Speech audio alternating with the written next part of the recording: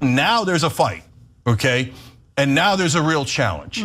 And look, one of my advantages is I am loud. How any potential Democratic candidate would see your run as a sign that they need to enter the race. I don't see it. Cenk Uygur, full disclosure, I used to do some work with TYT. I'm not with them anymore, but I wanted to give you that disclosure because, well, as you'll see in this clip, I'm not really sure what my friend Cenk is doing trying to run for president when he legitimately cannot because he's disqualified, not being a natural born citizen. Listen in. So, but this time it's a little bit different media dynamic. So now we have a great number of online shows. We have more liberal outlets, conservative outlets, independent outlets, like you name it. We've got every kind of outlet there is in online, in radio.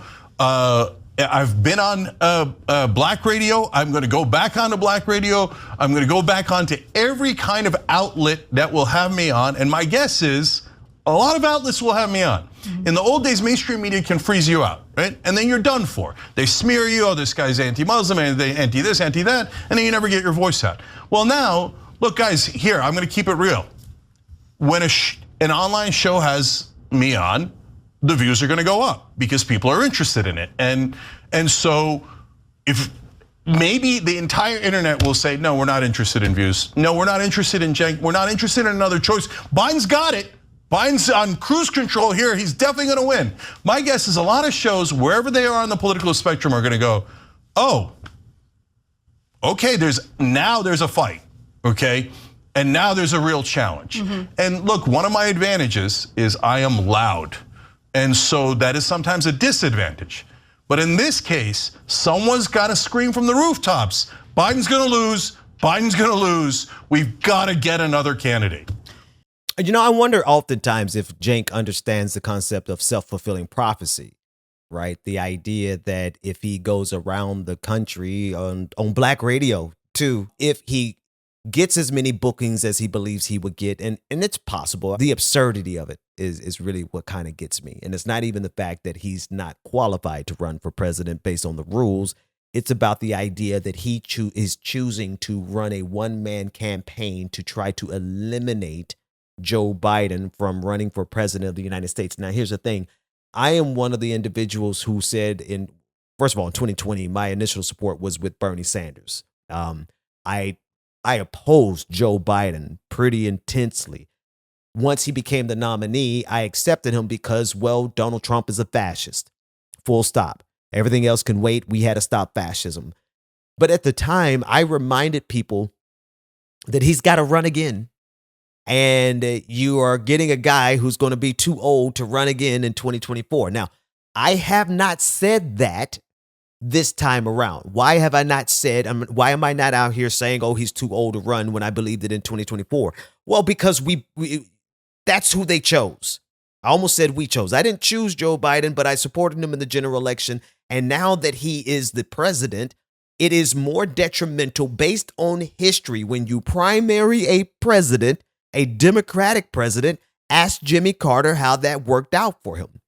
And so because my number one issue is still stopping fascism, is to still ensure that someone like Donald Trump does not get back into the White House, I am not going to personally risk trying to shake the boat now, because that's how American politics plays out. When you primary, ask Ted Kennedy, well, I guess you can't, but you get what I'm saying, right? This is too tight of a race, in my opinion, to play games and try to run and try to create a self-fulfilling prophecy.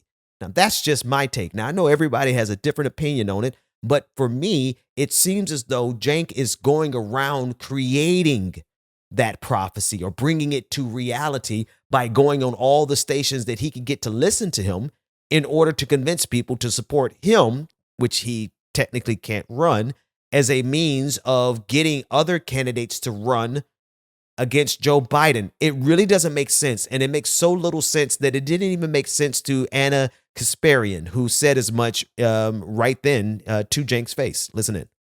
I really fail to understand how any potential Democratic candidate would see your run as a sign that they need to enter the race. I really do. I don't see it. No, we got to knock Biden out. There's no other way around it. We have to knock Biden out. So now the guys who are not running currently, yeah, they believe in authoritarian rules, right? If the dear leader, Joe Biden, says, I don't care if I'm 90 or 200, you will bow, they bow. And that is not what a Democrat is supposed to be. We're not supposed to bow down to authority. We're supposed to challenge authority. Well, they're doing it to protect our democracy, Cenk. Oh, yeah. Democracy is under threat, so. Yeah, if you're one of those Democratic governors, don't you ever dare say that democracy is under threat and not run against the guy who has almost no chance of winning. We're giving the election to Donald Trump. I'm not gonna do it. I'll do anything to make sure that doesn't happen. By the way, if you agree, it doesn't matter what your politics is. Just send in $1 at cenkforamerica.com as like a protest. Oh, please another candidate, please, me or anyone else. Okay, so. Here's the thing though. Cenk, I hear your energy, I hear your blood, your blood is heating up. You know what I mean? You're getting amped up, and I guess that's his thing. He gets loud. But what bothers me about this is that he is strategically weakening Joe Biden. Right? If there was a candidate that actually wanted to run, that actually made sense, because Robert Kennedy Jr. did not make sense. Marianne Williamson, I love her as a person, as a spiritual person. But she was never going to really gain any traction. I absolutely adore Cornel West as a black man, as a thinker, and having read so much of his work. But Cornel West can't really figure out what party he's going to run with. I think he's independent now. I am not interested in dividing the remnants of this coalition any further ahead of this election, because you're not going to be able to successfully undermine Joe Biden without successfully undermining whatever coalition could be built to stop Donald Trump. And I really want to back up and say, I wish you people would have thought about this before 2020, right? It's not just Cenk. I've seen people who supported Joe Biden through the primaries of 2020 now backtracking and say, oh, I think he's too old. We told you that in 2020, 2019. And so for me, it's more of, you bought the house, you bought the farm, let's stick with it, because historically, political science shows us historically, especially for the Democratic Party, when you challenge a sitting incumbent, you lose. That's period. Now, that's not a foregone conclusion. That might not pan out that way, but that's one of the things that I'm not willing to risk, because we are facing fascism. And I'm not trying to tell anybody in my audience, one thing I don't do is vote shame. I vote for whoever you vote for, right? If you hate Joe Biden with the fire of 10,000 suns, then don't vote for him. But for me in my house, my number one goal is to stop these fascists at the gate before they tear the gates down. And I feel like a person going across, generally speaking, progressive media and intentionally sowing the message that Joe Biden cannot win in an effort to help stop Donald Trump does not make sense to me, especially when Cenk is not the candidate that can actually run. He's just doing this to encourage other people to run.